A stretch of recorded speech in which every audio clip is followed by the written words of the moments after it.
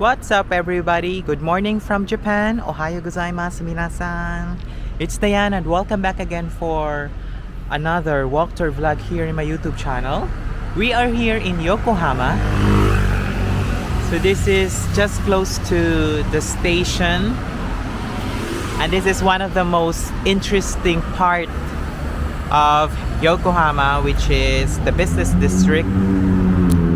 And this vlog is a raw vlog that I am going to discuss with you, like what are the establishment in this area. So whenever you get along with Yokohama station, then you know where to go. So this is a very interesting walk tour vlog because this will be uploaded next week, hopefully, if we get a faster internet. Yeah. And I will be posting like a subtitle in English, so everyone can be more active when it comes to comment and share, subscribe, and also to be able to understand what I'm trying to say, because this vlog is not more about English, it's more on like Filipino. But don't worry, because I subscribe to an application where I can put subtitles on this one. Okay? So what are we waiting for? Let's check it out, this place. From where I live, this is just about 15 minutes walk. Yokohama is 2 kilometers away from where I live. Ito yung pinaka-sentro dito sa Yokohama. Marami dito mga hotels, tsaka marami din mga interesting na restaurants, lugar dito sa Yokohama. Hindi ko alam kung ano ang place na yon, pero siguro pag may time pa tayo, pupunta tayo doon. But today, I am going to give you a walk tour here in Yokohama, specifically near station, para pag maka-drop by kayo dito, di ba? Pwede kayong kumain, pwede kayong mamasyal. May malalaking malls dito, yung Takashimaya, yung Aeon Mall, tsaka Vivre. Tingnan niyo yung mga building dito. Sobrang liit niya, pero very maximize yung space.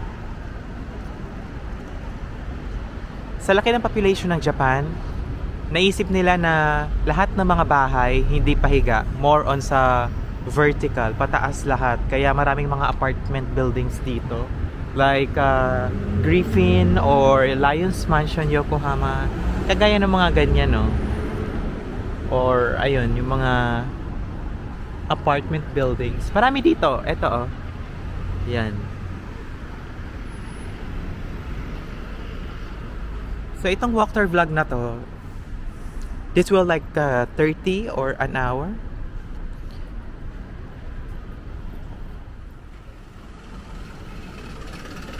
I want this vlog to be more proactive. That is why I subscribe a subtitle application here that will translate all the words that I'm going to say in order for us to understand, not just for English speaker or Filipino, but I want this vlog more proactive, like everyone can be part of this vlog. That is why I'm gonna add a subtitle. Kasi hindi naman lahat ng sasabihin ko dito talaga is English. Pasensya na kayo, guys. It's 10:30 in the morning. It's 19 degrees here in Japan. Patapos na kasi ang spring, kaya medyo umiinit na siya. Pero hindi ganun kainit sa Philippines kasi it's like 31 to 37 to 40 degrees. Ganun kainit. Ito is papuntang Takashimaya, yung pinakadulo na building na nakikita ninyo dito sa vlog na may nakalagay na karaoke. It's Takashimaya Shopping Mall. Isa sa mga mall dito sa Yokohama tsaka sa Japan. Malapit din siya sa mga train stations dito, kaya ang maganda doon, para pag may spare time kayo, pumunta kayo dito sa Japan, pwede kayo mag-shopping dyan. Ito yung sinasabi ko sa inyo na Aeon Mall na malaki. Ito, oh, yan. Mamaya pupunta tayo dyan. Sa lugar na to, marami din ditong mga fast food chain, kaya hindi ka magugutom. Etong mga yakiniku dito, restaurant.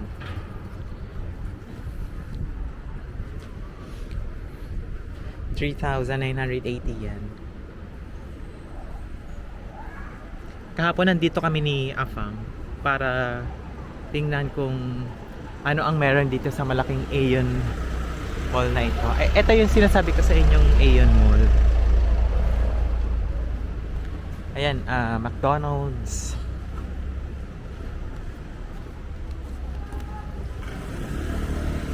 Kung bago ka dito sa channel na to, please like, share, and subscribe.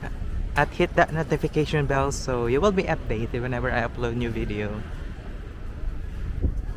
Mamaya pupunta tayo dun sa pinaka malapitan para makita nyo talaga yung mall na Aeon Mall.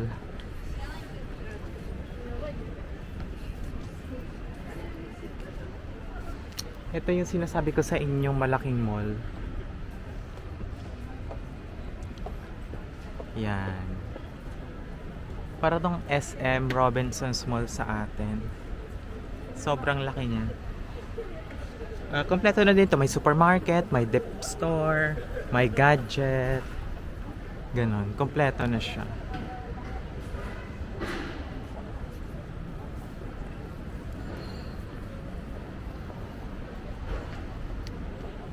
Before pa ako mag-YouTube, gusto ko mag-vlog dito. Kasi ito yung sa mga interesting part dito kasi sa Japan. Kaya gusto ko talagang i-share din siya sa YouTube para may memories din ako in case that I want to spend time alone and I want to, how do you call this one, to relax. Yung mga yan. So this is the everyday life here sa lugar na to.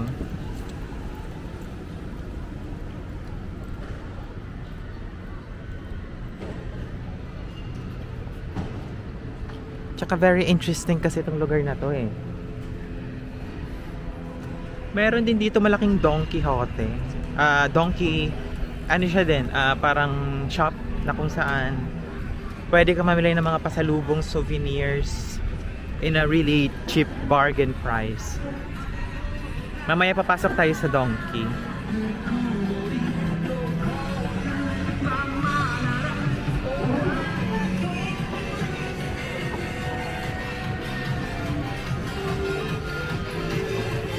Balik tayo sa vlog. Nandito tayo sa interesting area. Dito sa Yokohama.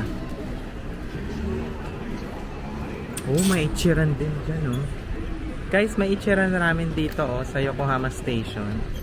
Ang location niya is malapit lang siya sa Don Quixote. Pag nakita niyo yung Don Quixote, katabi lang niya. Tapos katabi nito is Wendy's.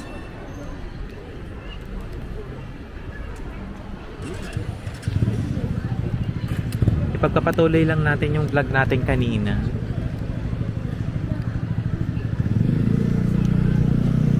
Yan.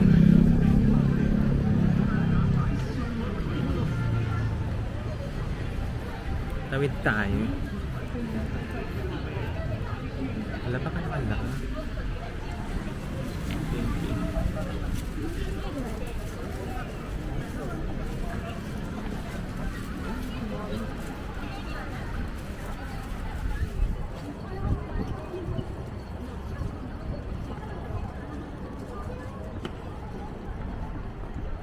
Yan yung sinasabi ko sa inyo, isa sa mga mall, Takashimaya.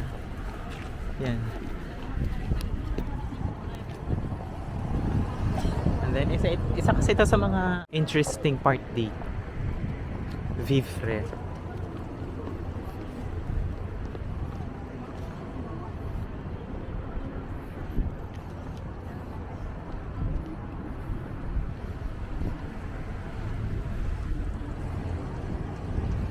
Meron din GU tsaka Uniqlo. Yan.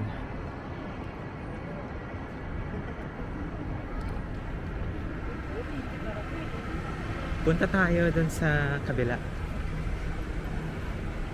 Ito ang daily life ng mga Japanese and also foreigner na nandito sa Japan na nakatira dito. Ito yung everyday life nila.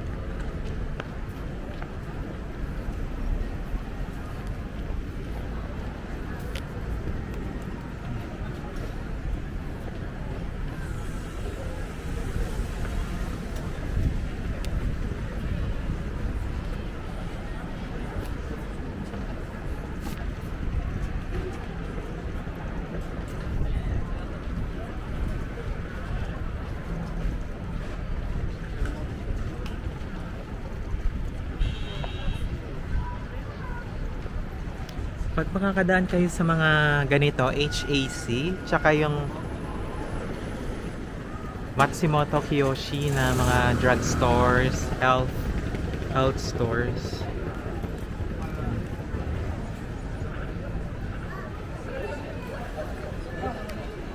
Nag-o-offer din sila ng tax-free.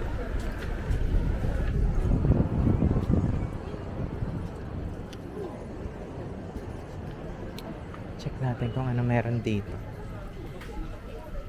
Ito yung mga make-up.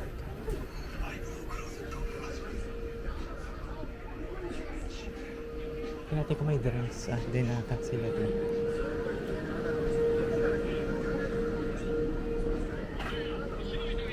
Ganito yung parang Watson nila dito.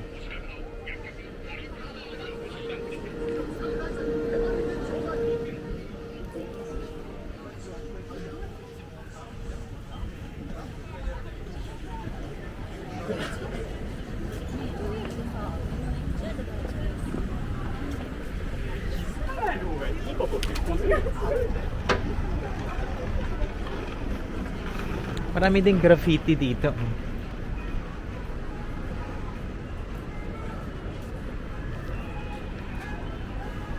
Ngayon is pa lunch time na kasi. Kaya nakikita nyo marami ng mga tao. Ayan po yung Yokohama Station, baba niyan.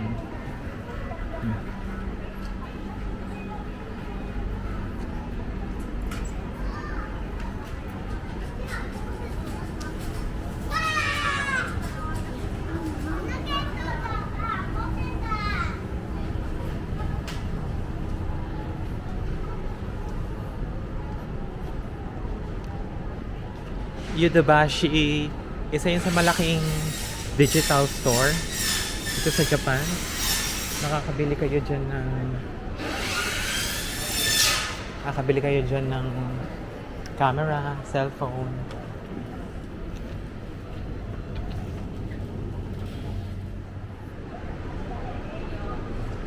Yodobashi camera.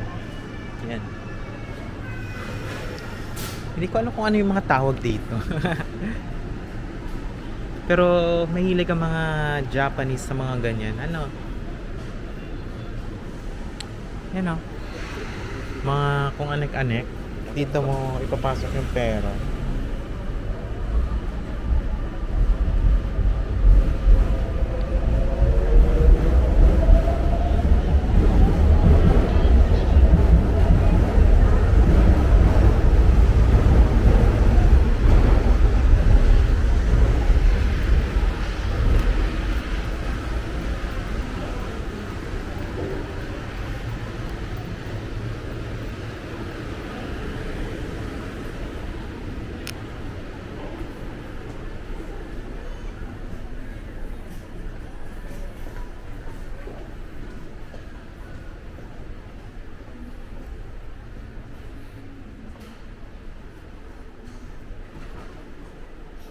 Dito sa Japan, nagkalat din ang mga vending machine sa baba lang ng building kung saan nagtatrabaho yung mga tao dito.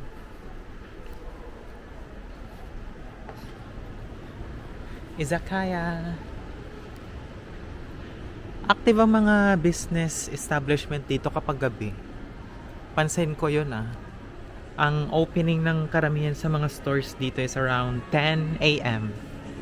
Ganon, magbubukas na yan sila. Tsaka marami sa mga matatanda dito sa Japan, nagkatrabaho pa din sila. Which is, for me, ganoon din ang gagawin ko. Yan o.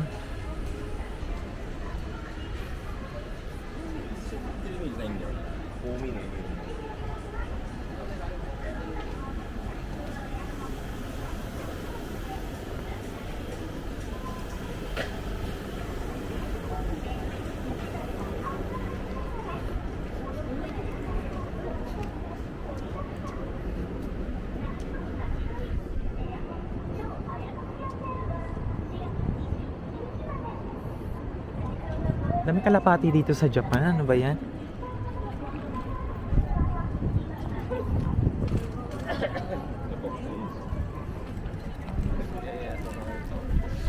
May may flip phone din ng ano, oh, Motorola. Diyan tayo kanina nang galing, guys. Naalala niyo?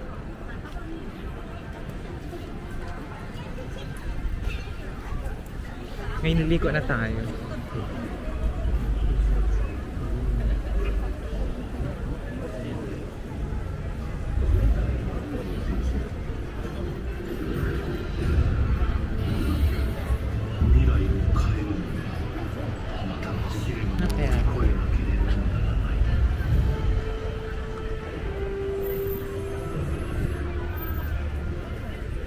Discounted.